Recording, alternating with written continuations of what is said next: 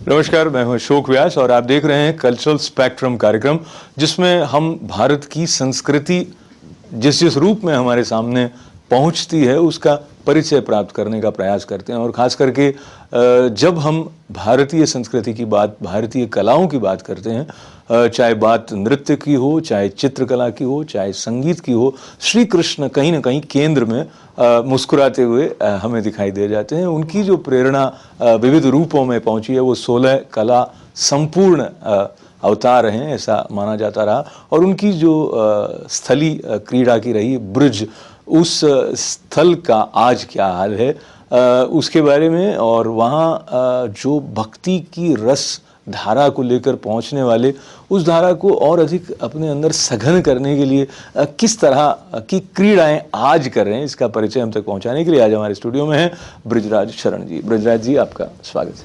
जय श्री राधे। ब्रिज जी, जब हम कहते हैं तो आपके नाम के साथ में ब्रिज भूमि का स्मरण भी स्वतः हो ही जाता है। आपका नाम बचपन से ही ब्रिज था या आपके गुरु महाराज के सानिध्य से आके आपने ये नाम ले लिया? श्री रमेश बाबा जी महाराज जी के सानिध्य से ही ये नाम मिला। हालांकि उन्होंने आज तक कोई शिष्य नहीं बनाया, वो आज भी अकेले ही राधा रानी के लिए बस अपना जीवन। हमने रिक्वेस्ट किया था कि बाबा हमको कोई नाम, आप कुछ भी कहेंगे वो हमको बहुत अच्छा लगेगा, तो बाबा महाराज ने ये नाम दिया। यूँ तो क्या है कि जो ईश्वर तत्व है, जो सर्वव्यापी है, उसके साथ हम अपना जब संबंध पहचानने की, उसको पकड़ने की कोशिश करते हैं, तो हर एक मनुष्य चूंकि वो अनंत है तो अनंत रूपों में वो हम उसको पाते हैं। ऐसा कहीं ना कहीं संदर्भ पढ़ने में, सुनने में, थोड़ा बहुत अनुभव में भी आता है। पर आपकी अनुभव में जब आप पहली बार ब्रज गए और जब आपने पहली बार रमेश बाबा जी महाराज के दर्शन किए, उस समय को याद करते हुए ब्रज भूमि के साथ जो आपका आत्मीय संबंध धीरे धीरे बढ़ता गया, उसके बारे में थोड़ा सा हमारे साथ बांटें। हम नहीं जानते थे ब्रज क्या है, कैसा होता है। बस भगवान कृष्ण बचपन से घर में सुनते थे, उनकी लीलाएं भी सुनते रहे। पर जब हम पहली बार गए, आज से 16-17 साल पहले, तो वहाँ एक बहुत सुंदर यात्रा का आयोजन उस समय था। हमारा प्रवेश उस यात्रा से ही हुआ। पूरे ब्रज की परिक्रमा हमने पहली बार बाबा महाराज को देखा। सब यात्रा का स्वरूप, किस तरह से एक एक स्थल पे यात्रा जाती है, उसका दर्शन करा के फिर बाबा महाराज कैसे उसका शास्त्रों से वर्णन करते हैं, ये स्थल पे क्या क्या हुआ। और उसके बाद जो शास्त्रानुसार जो उसका प्रणाम मंत्र है, वो मंत्र सब लोग नहीं जानते, सब यात्रियों से वो मंत्र बुलवाते। तो कुछ अटैचमेंट होने लगा। अच्छा, ब्रज ऐसा है, ब्रज ऐसा है। एक ब्रज के प्रति एक लगाव सा होने लगा। कन्हैया यहाँ सच में ऐसे थे, और उसके प्रूफ दिखाई पड़ते थे। ये चरण उनके हैं, ये मोरों के चरण हैं, ये उनकी वंशी के चिन्ह हैं, यहाँ उन्होंने ऐसे खेला।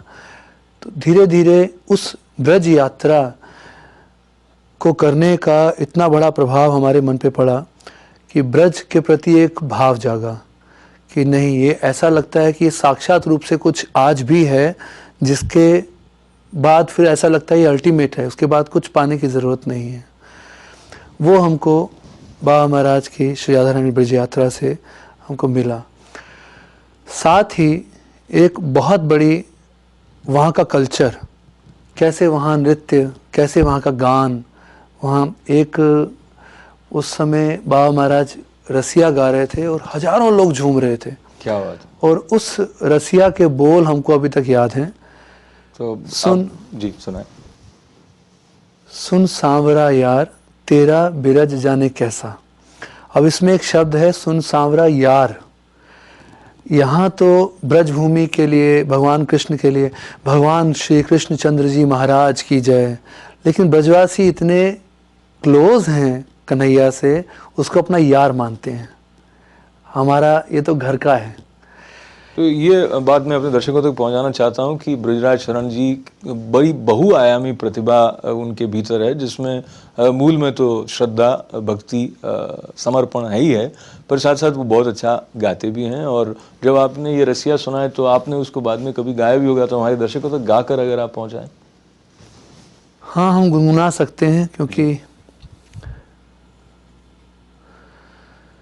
सुन सांवरा यार, तेरा बिरज जाने कैसा। कन्हैया को बता रहे हैं तेरा ब्रज कितना सुंदर है। तेरे बिरज में पर्वत बहुत हैं,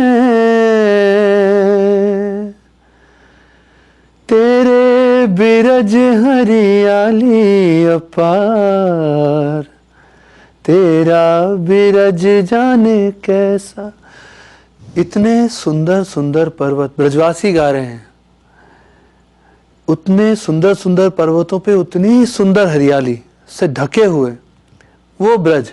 ऐसी हरियाली जब वेणु गीत में श्रीमद् भागवत में आता है, जब कन्हैया उस हरियाली से भरे हुए पर्वतों की चोटी पे पहुंचते थे तो उस हरियाली को देख के इतने हर्षित हो जाते थे।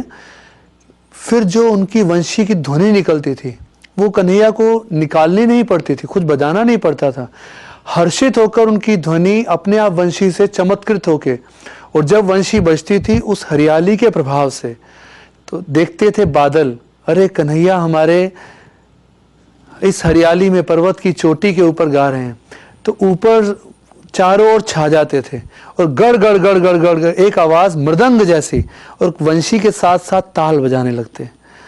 वहां की जितनी भी हवा साए साए करती उस वंशी के स्वर से स्वर मिला के अपनी आवाज को मिलाती थी।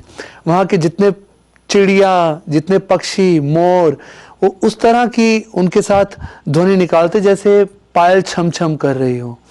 एक ऐसा माहौल, यमुना जी रुक जाती, रुक के वहीं पर छप छप छप जैसे कोई शेकर्स अपने बज रहे हो इंस्ट्रूमेंट जैसा। पूरा ब्रज संगीतमय, पूरा ब्रज एक अलग ही बात हो जाती। वो चिन्मय है ना, वहाँ के वृक्ष, वहाँ की लता, ब्रजभूमि के लता वृक्षन को मरम न जाने कोय, डार डार और पात पात पे राधे राधे होए। हर एक लता, हर एक पत्ता वहाँ का साक्षात राधा राधा बोलता है, चिन्मय है। उसको कन्हैया सुनते हैं, राधा रानी सुनती हैं। ऐसा ब्रज, उस ब्रज को कुछ हम उस यात्रा में फील कर पाए। एक ऐसा भाव पैदा हो गया कि ऐसा लगता है कि अभी हम अब तक 14 यात्रा कर चुके हैं, हर साल करते हैं, 14 साल से तो लगातार कर रहे हैं। अब नहीं मन करता, अब तो ऐसा लगता है इस ब्रज के लिए प्राण देना भी बहुत छोटा है। अगर 1000 जन्म मिल जाए, 1000 बार इस ब्रज के लिए प्राण देना पड़े। इसीलिए तो हम यहाँ पर क्यों आए? यहाँ इसीलिए आए कि जब वहाँ भी इतने भावुक लोग हैं, हमने सुना कि विदेशों में भी, यहाँ नहीं यूके में गए, वहाँ भी इतने भावुक लोग मिले। अरब कंट्रीज़ में, चाहे आपका बहरीन हो, दुबई हो, आबू धाबी, शारजा, ऐसी बहुत सी जगहों पर ऐसे ऐसे छुपे हुए भक्त मिले जो प्राण देना चाहते हैं। ऐसे कुछ उनको सामने मिले, लेकिन उनके पास ऐसा लगता है अभी अपॉर्चुनिटी नहीं है जो इतनी गहराई को इतनी रस भरी लीलाओं से भरे हुए ब्रज को समझ पाए। तो हमने सबको इनवाइट किया कि आप सब लोग आइए, निःशुल्क है, कोई कभी भी आ सकता है। जब दशहरा रावण जलता है उसके ठीक 2 दिन बाद हर साल होता है। कोई भी, सब लोग आमंत्रित हैं। तो सब लोगों को जिस यात्रा के लिए आमंत्रित कर रहे हैं उनका नाम राधा जी के साथ में जुड़ा हुआ है, राधा रानी यात्रा, श्रीमद् राधा रानी यात्रा। तो इसके पीछे भी कुछ रहस्य है जो जब रमेश बाबा जी महाराज के मुखारबिंद से सुनते हैं तो और अधिक स्पष्ट होता है। और विशेष करके जब ब्रिजराज शरण जी ब्रिज के संबंध में, कृष्ण भगवान की लीलाओं के संबंध में, वहाँ के प्राकृतिक सौंदर्य के बारे में बता रहे थे, तो वो सारा दृश्य जैसे हमारे सामने भी जीवित हो जाता है, ऐसा अनुभव हमें होता है। तो ये इतनी अंदर तक जो भाव प्रवेश कर जाते हैं और एक में कर देते हैं ब्रज के साथ, ब्रज के स्पंदनों के साथ भक्त को, उस बात तक, उस अनुभूति तक जो पहुंचाने वाली यात्रा है। तो हम चाहेंगे कि उसका जो छोटा सा वीडियो है उसके माध्यम से दर्शन हमारे दर्शकों को करवाएं। उससे पूर्व आप कुछ बताएं इस वीडियो के बारे में, और ये 10 मिनट में क्या खास बात देखने को मिलेगी। एक्चुअली वो वहाँ जाके जो अनुभव है वो तो असंभव है जो किसी भी वीडियो के थ्रू दिखाया जा सके। वो फीलिंग है एक, हाँ, आप एक दृश्य से इतना समझ सकते हैं कैसे हजारों लोग एक साथ एक रस में डूबे हुए, पर वो रस में कैसे डूबे हुए वो बात जब तक आप वहाँ नहीं पहुँचेंगे वो बात आपको समझ शायद ना आ पाए। क्योंकि हम नहीं जानते सबके मन की स्थिति क्या है, लेकिन इस वीडियो में आप इतना तो ज़रूर समझ पाएंगे कि आज भी कुछ ऐसा है। देखो, आपको जैसा बनना हो वैसा संग करो, वैसे आप बन जाओगे। आपको शराबी बनना है, शराबी का संग करो, शराबी बन जाओगे। अगर आपको अच्छा व्यक्ति बनना है तो संतों का संग करते हो तो अच्छे बन जाते हो। इसी तरह से जिनको वो रस मिल चुका है, जो वहाँ जहाँ रस लुट रहा है, जहाँ रस बह रहा है, उनका संग करोगे जाके तो अपने आप वो रस आपके हृदय में आ जाएगा। तो ये वीडियो पर जाने से पहले एक सवाल और जो ब्रजराज जी उसको ठीक से हमारे सामने रख सकते हैं। एक भाव रहता है कई लोगों के मन में कि जब आप भक्ति या तन्मयता या समर्पण की दृष्टि से अपने आप को लीन पाते हैं तो जो जो जो व्यावहारिकता है, जो सांसारिक सरोकार हैं, जो सांसारिक स्थूल रूप में प्रकट हमारे सामने जो चुनौतियां हैं उनकी ओर से ध्यान हटाए बिना ऐसा नहीं हो सकता है। पर ब्रजराज जी शरण जो और रमेश बाबा जी महाराज जो अभियान उन्होंने पर्यावरण प्रदूषण से और यमुना जी को प्रदूषण से मुक्त करने का किया है, तो आप बहुत संक्षेप में ये बताएं कि दोनों में, यानी भक्ति में और जो एक जैसे सोशल एक्टिविस्ट का रोल है, तो ये दोनों कैसे संतुलन, बैलेंस बना रह पाता है अंदर आपके? देखिए, बिना, अगर आपकी वायु दूषित है, आज हवा में जहर भर दिया जाए तो आप कैसे भक्ति करेंगे?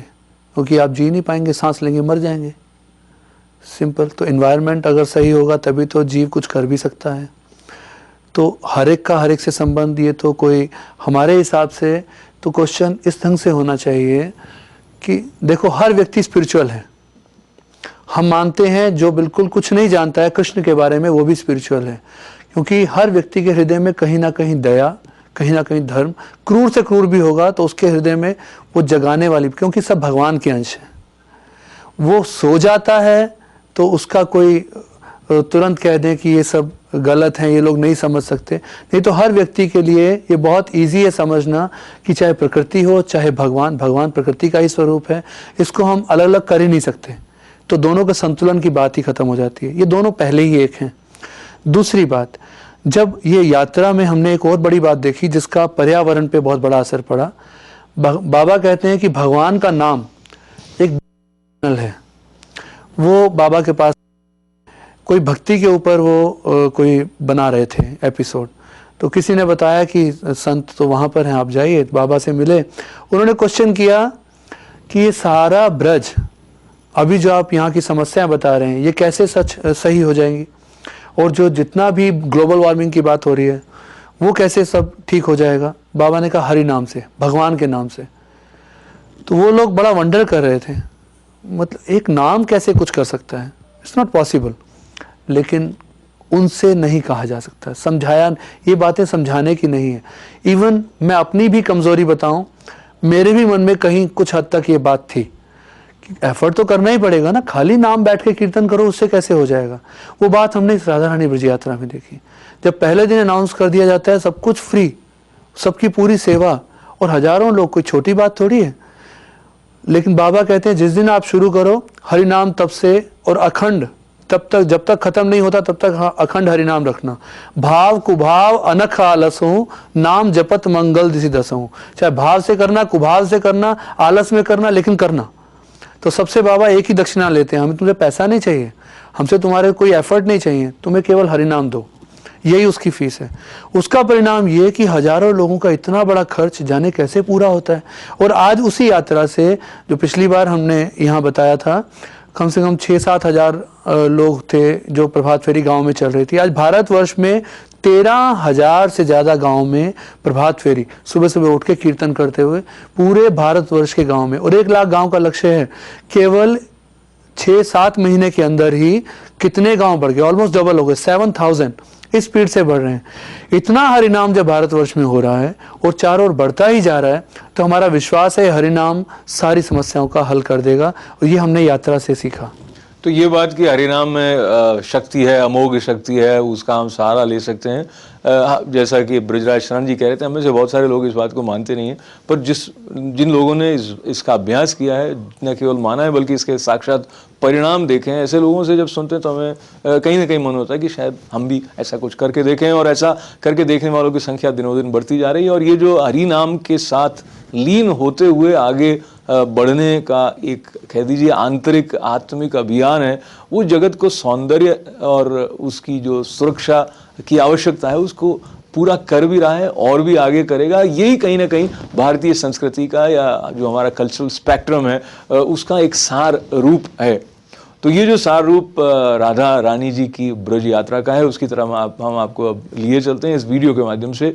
पर उससे पहले बहुत बहुत धन्यवाद आपका, आपने ये जो अपने अंदर आत्मसात किया है उसको उदारता से अमेरिका आकर भी हम सब तक प्रेम से बांट रहे हैं। बहुत बहुत शुभकामनाओं के साथ प्रणाम आपको। आपका धन्यवाद करने का समय इसलिए नहीं है क्योंकि ये धन्यवाद आप अपने अंदर धारण करके रखें जब तक आप ये राधा रानी यात्रा का अवलोकन करें और उसके बाद आप कुछ कहना चाहते हैं। हाँ, एक बहुत इम्पोर्टेंट बात, ब्रज के इस संदेश को एक बहुत बड़े लेवल पे अभी 12 साल बाद वृंदावन में कुंभ मेला हो रहा है। उसमें लाखों लोग आते हैं।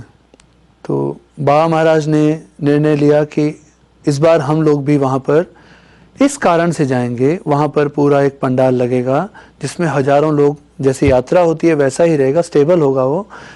पर वहाँ लाखों जो संत आते हैं, लाखों जो विजिटर्स आते हैं, सबको वो बात लगातार जैसे हैमरिंग होती है, एक बात को लगातार बताया जाए कि ब्रज ठीक है, अब ब्रज को इतना फाइट हुई, बचाया गया, इसको सजाओ। कौन सजाएगा? तो हम लोग बात पेड़ लगाने की जो न्यूयॉर्क में मिलियन ट्री प्रोजेक्ट या कैंपेन इस तरह की अंतर्राष्ट्रीय स्तर पर चल रही है, वो आध्यात्मिक और सांस्कृतिक दृष्टि से भी में चल रही है। और बहुत सारे कार्य हैं जिनके बारे में वो ब्रजधाम सेवा.org से पता कर सकते हैं। ये जो आनंद की धारा भारत का मूल स्वरूप है, जो हमारी चेतना को जागृत रखने में नित्य सहायक है। और कहीं ना कहीं जब हम भारत की शरण लेते हैं तो उसमें जो अखंड दिव्य तत्व है उसकी शरण लेते हुए हम अपने आप को आगे ले जा सकते हैं। और अब हम आगे बढ़ते हैं इस राधा रानी यात्रा की तरफ आपकी अंतिम बात के साथ। अंतिम बात ये है कि इसमें मीडिया ने जो अपना रोल निभाया, और हालांकि हम साफ साफ नाम लेंगे अशोक व्यास जी का। हम व्रज टेम्पल पेंसिल्वेनिया में थे, वहाँ थोड़ा सा 10 मिनट में हम कुछ बोले थे, लेकिन इनके हृदय में एक दर्द पैदा हुआ। सोचा कि नहीं, कुछ करना चाहिए इसको फिर, क्योंकि जितना मीडिया अगर आगे आ जाता है, हम जो एक एक जगह पर जाते हैं, ऐसे हजारों जगह पर जाने की जगह मीडिया अकेला ही हजारों जगह पर एक साथ पहुंचा सकता है वो बात।